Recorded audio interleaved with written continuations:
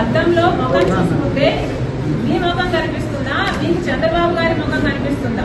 ఒకసారి పరిశీలన చేసుకోండి. మీకు ఎందుకు ఇంత చంద్రబాబు గారి పిచ్చి పట్టిందో జనాలకు సమాధానం అవసరం. ఎందుకంటే అర్థం కావటం లేదు. సునీత ఇంత గట్టిగా ఈ రోజు న్యాయం కోసం కొట్లాడుతుంటే మీరు చెప్పాల్సిన సమాధానాలు ఈ రోజు వరకు చెప్పటం లేదు. చెప్పకపోగా చంద్రబాబుతో మేము చేతులు కలిపామని చెప్తున్నారే, మీరెందుకు మీ గురించి సమాధానం చెప్పటం లేదు?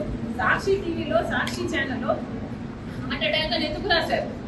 ఇల్లంతా రక్తమైతే, గొడ్డలి వేట్లకు బలైతే, ఆయన తలలోని ఎంకలు బయటకు వస్తే, ఆయన మెదడు బయటకు వస్తే, మరి సాక్షి టీవీలో హార్ట్ అటాక్ అని ఎందుకు చెప్పారు?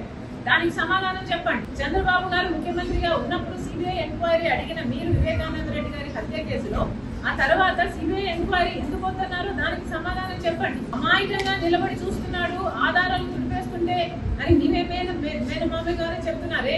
ఇవన్నీ మీ హస్తం లేకపోతే, అవినాష్ రెడ్డి హస్తం లేకపోతే ఎందుకు దాచిపెట్టుకోవాలనుకుంటున్నారు? ఎందుకు సమాధానం చెప్పడం లేదు? 5 సంవత్సరాలు అవినాష్ రెడ్డిని ఎందుకు కాపాడారు? మళ్ళీ అదే అవినాష్ రెడ్డికి అక్యూజ్డ్ గా ఉన్న ఇన్కంప్లెంట్ ఎంపీకి మీరు ఎందుకు టికెట్ ఇస్తున్నారు? మీకు చంద్రబాబు గారు పిచ్చి పట్టిందేమో అని నాకు అనుమానంగా ఉంది.